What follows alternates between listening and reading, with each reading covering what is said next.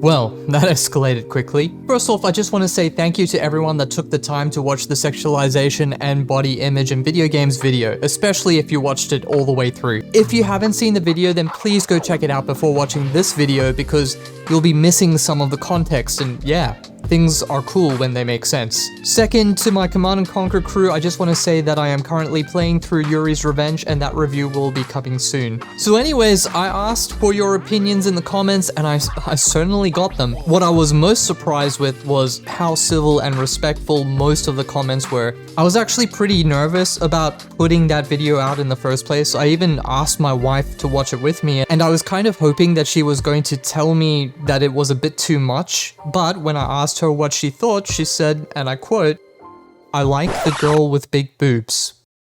After reading hundreds of comments, I collated some of the common or more interesting themes, and I'm going to use these as a point of reflection. Before we get into it though, a lot of people were curious about the games I used in the last video, so I'll be reusing some of that footage and the games will be titled so you can find them. Let's rapid fire some of these. I'm a man, I don't struggle relating to characters in video games. I don't care that they don't look like me. Yes, perhaps poor wording on my part, I should have said physically relate. I'm well aware that most men don't care about the relation aspect at all, but I needed a jumping point to say that male characters aren't our mirrors. Next, I agree that I like sexualization in games, but I think that there are times where it goes too far and it's just male fan service for the sake of male fan service. Yes, I also have my personal filters, but the important word in personal filters is personal. Who is the arbiter of too far beyond the law? You're not a reasonable judge, and I'm not either. Self-censorship is the only rational outcome. I think a lot of the root issue here is with the rating boards of video games. They still operate on principles from several decades past and fail to acknowledge that gaming is predominantly an adult hobby. I just feel like it's the same people that decide schools can't sell Coca-Cola because of the caffeine content, where literally every kid arrives at school with a double shot coffee and there's a fatty lasagna on special. Out of touch would be an understatement.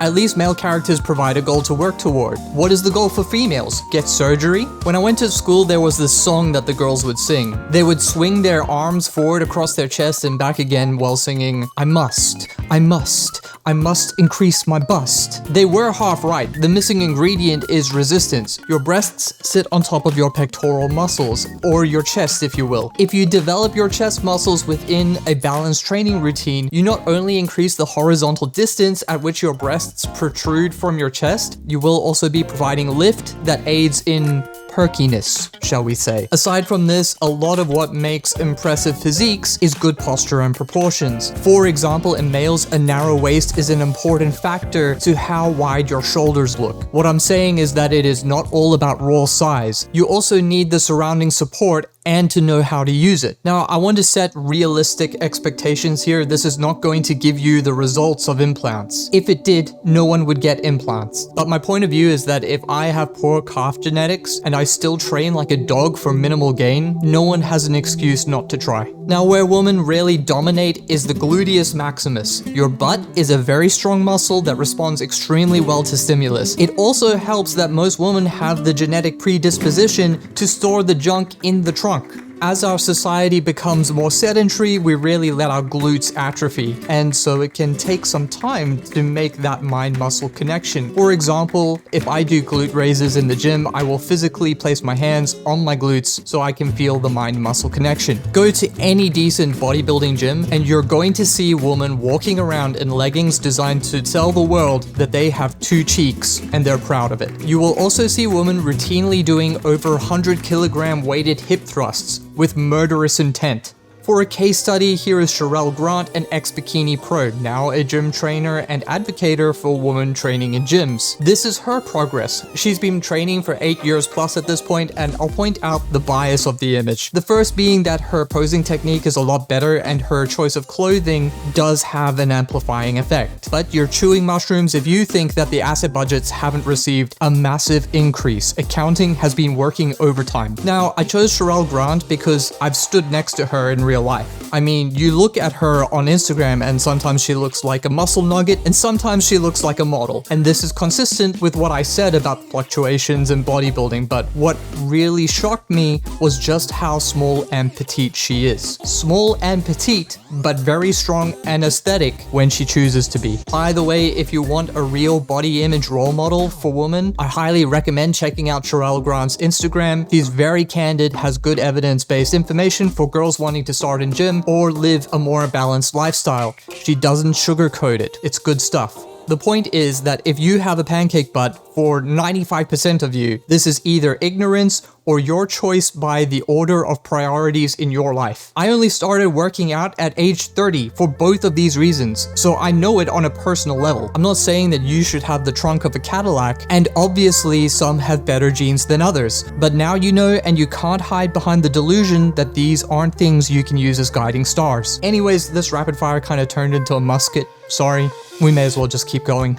I'll quickly touch on the sentiment that objectification is a dirty word because it didn't come up directly, but it's definitely a sense I got. If you've been around the block, you're going to know. Let's not pretend. Everyone wants to be sexually objectified, they just also want to choose the conditions. That's a very important distinction and the source of 99% of the friction, but let's not pretend like sexual objectification is unwanted on both ends. Okay, let's get one thing out of the way. When I said that the population at large was incompetent at detecting steroid users, I was stating a fact. Like, there is no debate on this. We wouldn't need advanced drug tests if I was wrong. It wasn't an invitation to drop in the comments and prove how little you know. Yeah, so I guess stating that Abby was a PED user rubbed some of you the wrong way. I mean, my favorite was the claim that she was just big boned. Not even that impressive and had access to a decent diet. So anyways, here's Abby's body model walking around in the real world. Colleen Foch is an ex-CrossFit athlete with a very impressive track record. Now what is clear here is, natural or unnatural, her accomplishments are very impressive, and I don't want to undermine that. I'll just say it up front, she's a better athlete than most people will ever be, and I include myself in that by a country mile. So anyways, here's a quick scroll of all the people that have been caught cheating in CrossFit.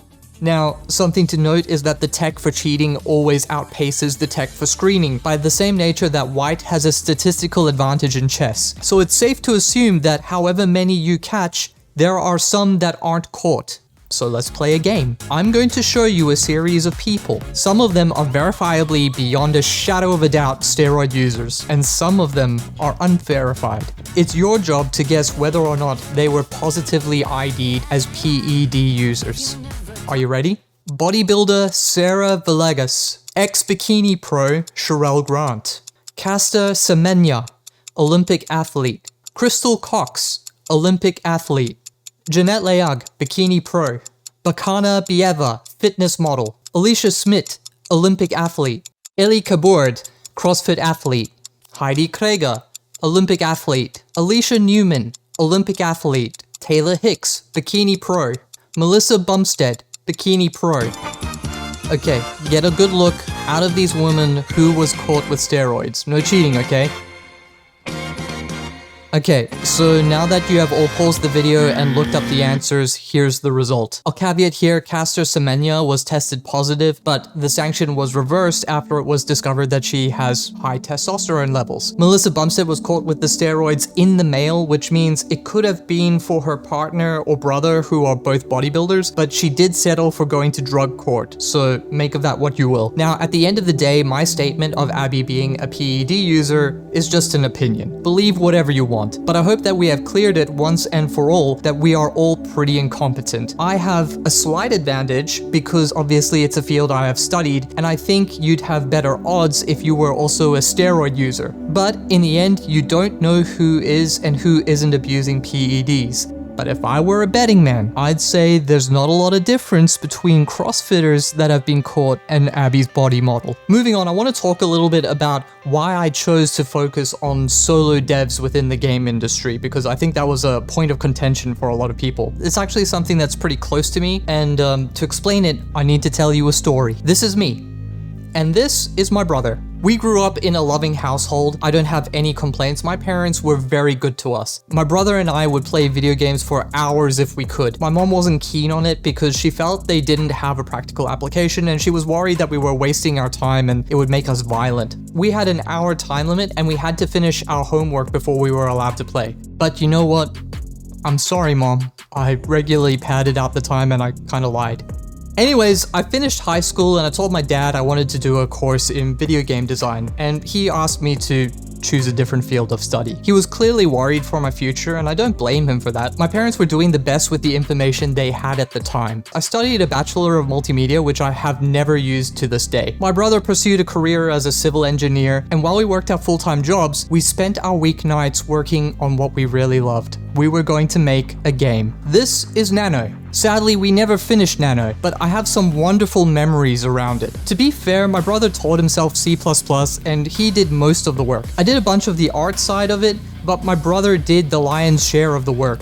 We started developing the game in Leadworks and then later changed over to Essential Engine. If you know what those engines are, you're probably cringing right now. These engines are like Flintstone cars in comparison to what we have today. There was no such thing as an asset store, and we didn't have a lot of money, so we had to make and program everything. Nothing was pre-packaged. For example, making human characters in Unreal Engine 5 is almost effortless with MetaHuman. I almost cried when I saw it comes with inbuilt character creation tools. Motion capture rigs are far more accessible. They're expensive, but you can actually think about getting them in 2023. The UIs are so much easier to understand and use now, and the better the tools get, the less you actually need to know about the programming side. I mean, I don't personally think that's a net positive, but you can see what I'm saying. Making a game is still very difficult, but if making a game back then was like building a one-to-one replica of your house with Lego, then today's game creation is the same thing, but with Duplo. Every Friday night, I would pack my PC in the back of my car and drive to my brother's house and set it up so we could develop the game in the same room. And I would reluctantly pack up my PC around 2 AM. After that, we would sit on my brother's driveway and waste another 30 minutes talking about all the ideas we had and how we were going to make them into video games one day. Now, reality is often disappointing, and that's not what happened. But I still want to make a game one day. I still come up with game designs. This is a passion that just wells up from inside of me. It doesn't require incentives or comfort to manifest. Now, my brother went on to actually work for Defiant Developments, the developers of Hand of Fate, in 2015. I'll share his story here because I think it's relevant. These are my brother's words. To quote, "After 8 years of getting my soul sucked out of me as a civil engineer, I finally managed to quit and follow my game development dreams with a small indie game company in a nearby city. It was small, about 25 developers, and I took a significant pay cut. I won't go into too much detail, but it was something like 40,000 Australian dollars per year less than my civil engineering gig. This was not a career move I did for money. That is for sure. A few months into the job, I was talking to the studio manager. She asked me, "What do you think is a good way to get people in the studio more engaged with game development?" This was kind of shocking to me, but I responded, "Well, I've poured my heart and soul into becoming a game developer. It's been a dream my entire life. So if you aren't engaged in game development, what the fuck are you doing here?" This may have come across as rude, but in my mind, it was so clear and obvious at the time. Maybe not the response she was expecting. She said, not everyone is like that. This is when it dawned on me for the first time in my pursuit of game development. Wait, people actually do this just for a job? End quote. I know these are just the stories of two random gamers, but I don't think we are the only ones. I'm fairly certain that almost every solo dev is like this. These people will engage in game development no matter what obstacle you put in their path. I bet that the solo female devs out there bleed for their games too. It's their passion. You can increase the pay, you can remove all the friction, you can place a breakfast buffet in the foyer, but you cannot manufacture the kind of passion I am talking about with external incentives. The point of comparing solo developers by gender was to gauge the passion for the field and eliminate all the current external factors that literally do nothing to even answer the very simple but important question: do you want to make a video game? Why would this not be the starting point? In the end, I think that people didn't like that I didn't use the common talking points that align with their point of view.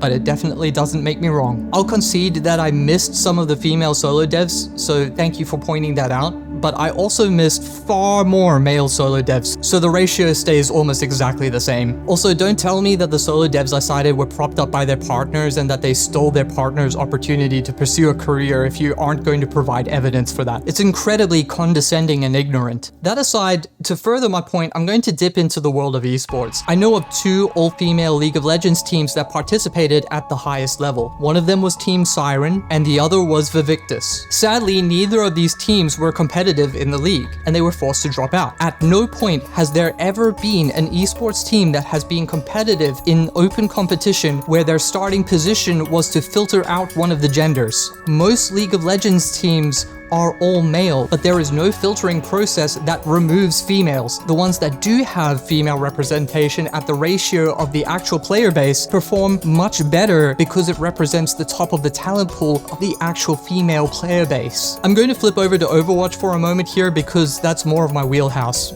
sadly.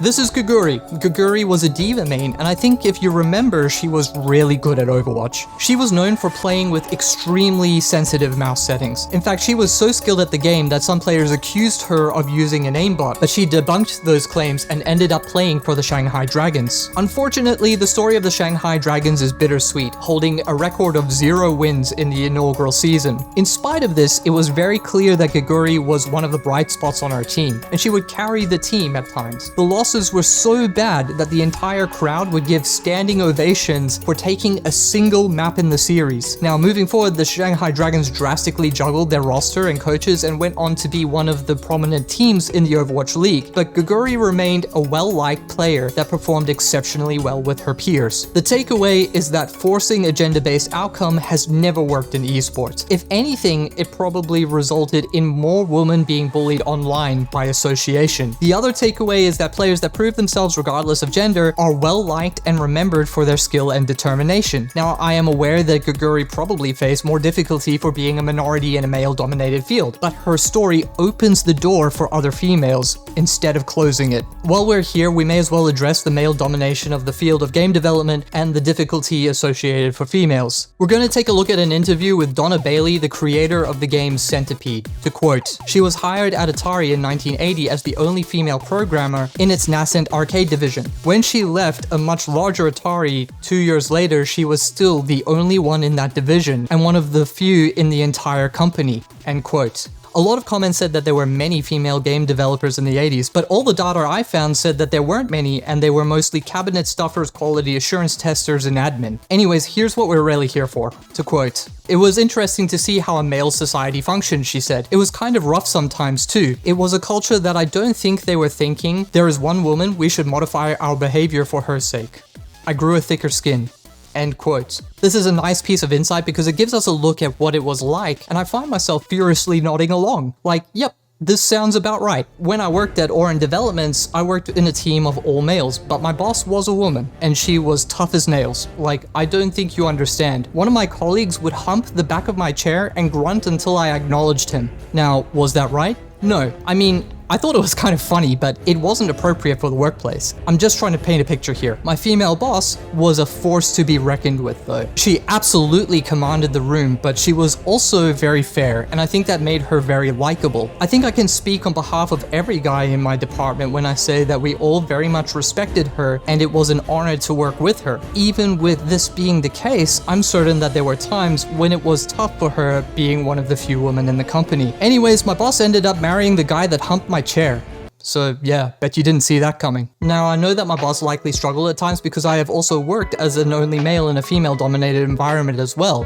Let's not pretend that the pendulum doesn't swing the other way. Don't believe me? Okay, here's an article about male nurses in the American Journal of Nursing in 2006. To quote, "And one major unresolved issue is discrimination. Despite aggressive efforts by nursing schools and hospitals to recruit men, I get emails all the time from men, especially students, complaining about discrimination," says Jerry Lucas, registered nurse, publisher of Male Nurse magazine. Last summer, Daniel Lufkin, registered nurse, sued a Maine hospital over alleged sexual harassment from female co-workers claiming they called men jerks and idiots and told him to shut up. He also claims he was denied promotion because he is a man. The article goes on to list a bunch of lawsuits based on discrimination where male nurses won those cases in court. It's linked in the description if that tickles your pickle. Now, this is discrimination and it's not provably the same as a rough environment. It's not a one-to-one comparison, but I think it's important to establish a base here. Donna Bailey actually had a very easy time being hired due to her programming experience, and I want to stress that her own account doesn't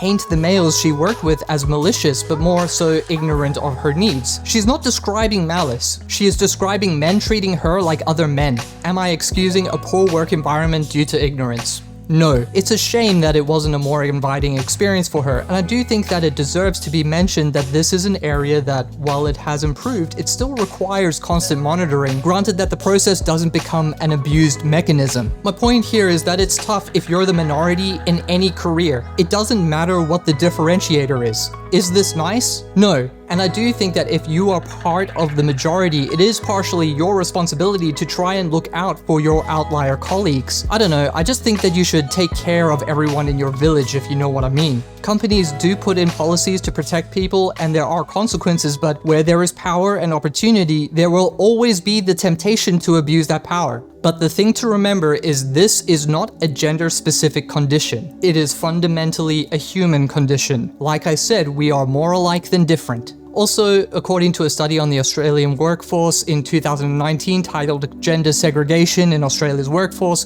a key finding was that left to their own devices, the Australian workforce will naturally engage in their gender-dominated field. So yes, it's literally the majority of work environments that have a gender skew, in spite of specialized recruiting efforts in multiple fields. And yeah, I know that's just Australia, but I'm pretty confident that it tracks for most of the Western countries. Now, what about the claim that women suffered from a lack of education and are still recovering from this? Let's go back to Donna Bailey's interview. To quote, "It would be tempting to say that women have come far since then, and in some ways that is the case. It's rare today to have just one token female engineer at a tech company. Yet 3 decades later, there is still a dearth of female programmers in Silicon Valley and beyond. Much of that goes back to education. Women receive fewer than a fifth of the bachelor degrees awarded in computer science, even though they get nearly 60% of all bachelor degrees, according to the National Science Foundation. In 1980, 30% of computer science degrees went to women." End quote. The height of female participation in computer science in the US was 37.1%. The current percentage in the US is about 20%, but the number of female game devs has substantially increased from 3% to 24%. This logically leads that education is not the primary factor in game development. A lot of devs have no formal education or a certificate level qualification or an adjacent degree.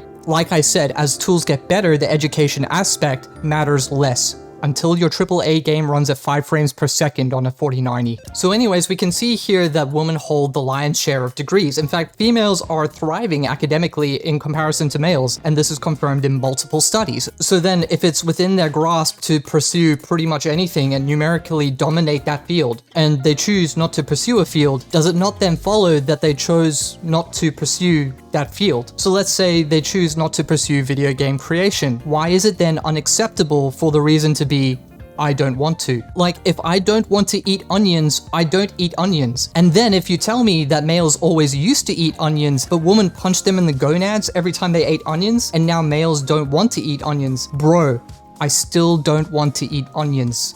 Do you think that we are not all shaped by our recent history? Okay, why do we eat bacon and eggs for breakfast? Americans didn't eat bacon and eggs for breakfast until the 1920s when Edward Bernays, hired by Beech Nut Packing Company, wrote to 5,000 physicians asking them if a heavy breakfast was better than a light breakfast. 4,500 physicians wrote back saying that the heavier breakfast was better. Edward Bernays then published his findings with the framing of bacon and eggs being the ideal heavy breakfast choice. What did Beech Nut Packing sell? That's right, bacon and eggs. Note that we are still eating bacon and eggs, even though there are far more efficient options. So my question is this: do you now want to give up bacon and eggs knowing that society has quote-unquote forced you into believing that bacon and eggs are the correct breakfast? Of course not. Bacon is delicious. Both can be true at the same time. You can have problems with sexism in the workplace and society and also not want to make video games, which is why I eliminated the workplace from the equation. The reason why I didn't go into depth on the reasoning for why women don't engage with game development is because it's about as useful as a paper plane in a thunderstorm.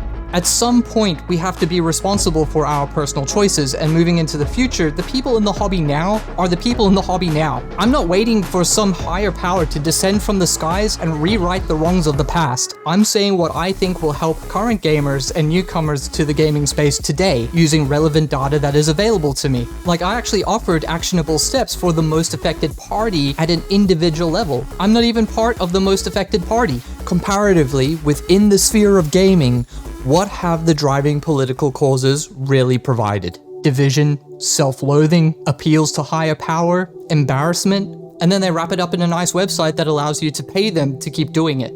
Political causes, left or right aligned, stand to gain from extracting problems from data, and then they bolster them with emotional appeal. Their worst case scenario is if people realize they don't need them. The problem with logically starting with a theoretical problem is that you are then incentivized to manufacture a problem. Companies and political causes don't fudge data on purpose. Well, some of them do, but you know what I mean. They fudge the data because they already believe their predictions to be true. By the way, someone in the comments asked me how I choose my studies. I choose them based on the quality of their published method and bias. I usually reject studies that are tied to political causes or where there is an obvious profit incentive, which is why I never talked about the Dove study. Moving on, by far the most common sentiment I got in the comment section was that the statistic for female gamers being 46% of the gamer population was incorrect because the studies don't differentiate game genres and platforms. I knew that the genre and platform skew was different between males and females, but I didn't feel like it mattered in the context of what I was talking about. I was fine just being charitable. It clearly does seem to matter to a lot of you, so here we go. I suppose I should explain that in terms of business and marketing, a video game is a video game, but this isn't true within the hobby. For example, games like Candy Crush are wholly rejected by the gaming community. We're going to have a look at a study by Quantic Foundry that sampled 270,000 gamers. Within the sample size, there were only 18.5% female participants because the study was biased towards core gamers, meaning that the study required you to click a button called Gamer Motivation Profile to be in the study. So here's the breakdown by genre. So we can see that females dominate match 3 games and family and farm sims, which is, yeah, that's my wife right there. Match 3 games are almost exclusively mobile games that are rejected by the gaming community and seen more as a knickknack or a time waster, but hey, if you say they are awesome and fulfilling, don't let me stop you. Anyways, I doubt that match 3 is relevant to the sexualization discussion. The highest genre I can find that perceivably even has sexualization as a consideration would be high fantasy MMOs at 36%. Remember that females are already at 18.5%, so this number is very low. Anyways, I think if anything, this strengthens my original argument that it's not lucrative to use targeted sexualization to sell to females considering the difficulty and the size of the demographic. I know that that's not what women want to hear. I understand, but I'm speaking from a purely business perspective. I do care, I'm just not going to lie. I want to also quickly address the claim that male-targeted sexualization is so ubiquitous that females are being forced to watch content that they don't want to watch. A lot of the arguments in the comments boil down to some variation of, it's not my fault, society did it to me. No one is saying it's your fault, but you are doing this to you. Statistically speaking, women aren't even choosing to play the games with sexualization in them, and the outliers are games like Dragon Age. Do you remember what I said about RPGs being a good middle ground for females to engage with sexualization in games? I hadn't read this study before starting work on this video, so forgive me for being a little bit proud. It's just really nice when you dig into the data and you start to find that pretty much all the research supports what you're saying. Anyways, the recorded motivators for playing video games are also different. For females, the 4 highest motivators were completion, fantasy, design, and community. Whereas for males, the highest motivators were competition, destruction, completion, and fantasy. What's interesting here is also that individual motivators seem to be more important for females, judging by the fact that the top 3 motivators make up the bulk of the interest, and then the other aspects seem to be less important. By comparison, males present less variance between design motivators. I'm speculating here, but this does seem to lean into the idea that males seem more interested in a larger variety variety of aspects within gaming. Moving on, I think it's just common sense that people choose not to engage with things they don't enjoy. No one is forcing these women to play within the male-dominated subgenres, and if they are choosing the ones that they like. So who is left? Who are these females that are not buying or playing the games, but somehow they're watching all this sexualized content and feeling oppressed? I'll give you a hint, it's the people that read and adopted the studies that are rooted in political causes as facts. Studies that showed less evidence for expectancy effects tended to find less evidence for effects. And yeah, you can say, oh, it's in the advertising and game trailer reveals everywhere, but at what point do we acknowledge our own agency, and why is everyone else responsible for what you choose to look at? They're not projecting holograms into your living room and taping your eyelids open against your will. I feel crazy even explaining that every site or portal you log into is an action you have taken. Not to mention that most advertising is tailored to your own viewing habits. Failing all of that, everything that has a screen also has a power button that you can use to turn it off. This dovetails nicely into the criticism that no one is being explicitly told that they need to compare to video game characters, but societal constructs are forcing us to adopt these views. Yes, I'm very aware that no one is explicitly telling anyone to adopt the view that you need to look like Lara Croft. The point of asking people who told them to think like that was to prompt introspection. I already know the answer. You are telling you to compare yourself to a video game character, which again, you are an acting part within society. This argument completely lacks the recognition, again, that you do have agency over what you choose to believe. Also, it's kind of a major red herring. Over your lifespan, you see far more average, normal-looking people by the definition of the word average than you ever do on a screen. I know not everyone is smart, but I think most people are smart enough to notice the overwhelming evidence walking around them every day. Moving on, I want to touch on this idea that the male gaze is dehumanizing while the female gaze acts as a net positive, which was a common sentiment that I read. I purposely steer away from terms like male and female gaze. You'll also never hear me use the word woke or incel on YouTube unless I'm trying to explain them as academic concepts. My reasoning behind this is that these terms are often used in political causes, and they have developed loaded meanings that instantly make people defensive. And sure, there are people out there that have read and understand Laura Mulvey's essay from the 70s, but that isn't most people. Most people simply use it as a war banner with very little understanding behind it. But here we go. Laura Mulvey's essay titled Visual Pleasure and Narrative Cinema is the birthing point of the male gaze. What's also important to note is that feminists are not in agreement that the female gaze even exists. This argument exists under the premise that if a female is the actioning element, they are simply playing the role of the male within the male gaze. Now, what people often gloss over is that Laura's work here is heavily dependent on theories based in psychoanalysis developed by Sigmund Freud. I mean, titled under the introduction is A Political Use for Psychoanalysis. Psychoanalysis is a pseudoscience that has never been fully embraced by the scientific community because of one single important reason. Psychoanalysts were always able to explain the symptoms of their patients through their theories, but they never came up with predictions subject to experimental verification, something that purely scientific ideas did. Psychoanalysis has been trying for years and years, but it keeps failing to this day to establish itself as a science, and I'm going to make a bold claim, I have a feeling it will never be a science. So anyways, here we are just tossing around terms on the internet like they aren't deeply rooted in theories that cannot be used to predict or verify. Don't mind me, I'm gonna stick to plain old English.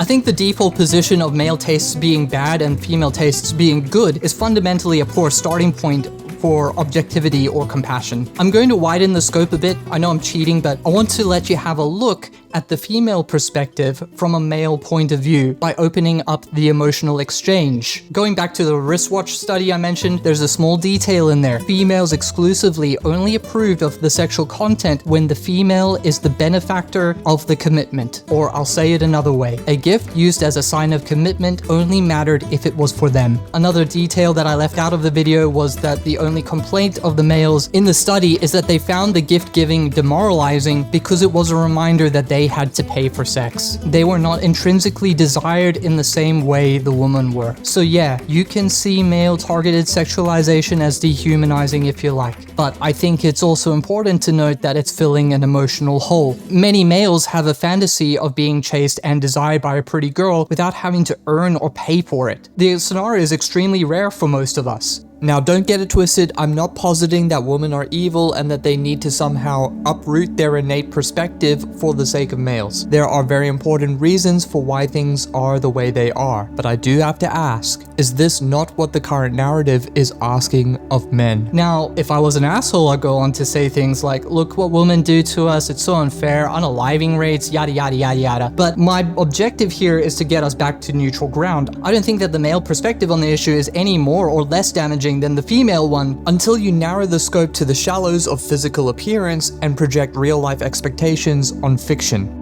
Reflecting back, I think the most valid and honestly heartbreaking comment was that in all of this, we look at the past, we look at OnlyFans participators, we look at the political drivers, but the reality is that the actual female gamers that just want to play games in peace are largely talked over. And yeah, I somewhat agree. They don't really have a say in their own thing. For me personally, I'm just a guy in front of a computer. I've never opened my mouth on this issue once in my life. Not online, not in person. This will be my last video on the issue for a while because I think I've said my piece and I'm realizing that I could spend my entire life drilling down and clarifying what I'm saying, and there will still be people that will mince my words, cherry pick isolated sentences, or make up entire essays on my point of view on what I didn't say. I'm sorry, but are you a mind reader? I don't see myself as all males, but a lot of you certainly act like I am every male interaction you've ever had in your life, which is so weird for me. The reality is that my view is just my view,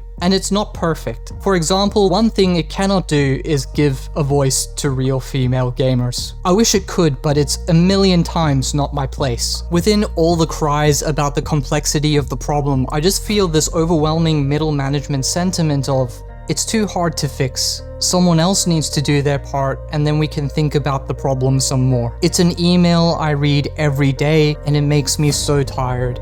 Maybe I'm wrong about everything, but I don't care as long as I convince just one of you to kick off your journey on making your very first game. And boobs are great.